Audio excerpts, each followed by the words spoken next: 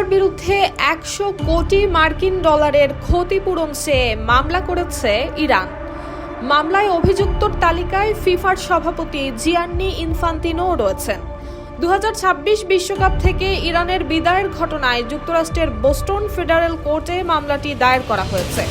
9 কোটি 10 লাখ ইরানির পক্ষে এই মামলা করেছেন ইরানি আমেরিকান নাগরিক লুৎফুল্লাহ কাওয়ে আফরাসিয়াবি।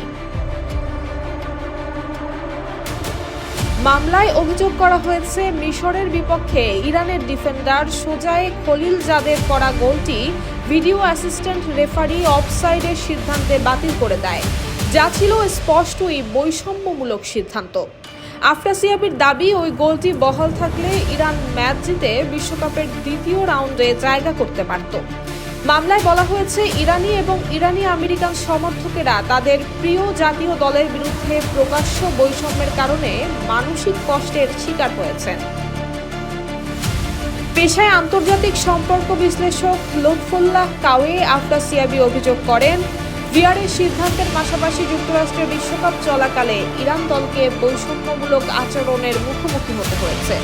তার দাবি, টুর্নামেন্টের শুরুতে দলকে যুক্তরাষ্ট্রে রাত যাপনের অনুমতি দেওয়া হয়নি।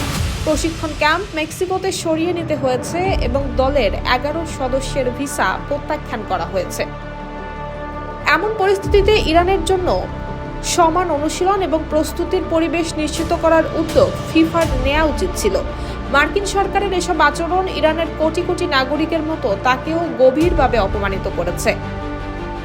মামলায় জয়ী হলে ক্ষতিপূরণের অর্থের একটি অংশ ইরানের তরুণদের ক্রীড়া উন্নয়ন কর্মসূচিতে ব্যয় করার পরিকল্পনার কথাও জানিয়েছেন মামলার বাদী। তবে চলমান এই মামলার বিষয়ে এখনো পর্যন্ত কোনো মন্তব্য করেনি FIFA. Desk report, Bangladesh bulletin.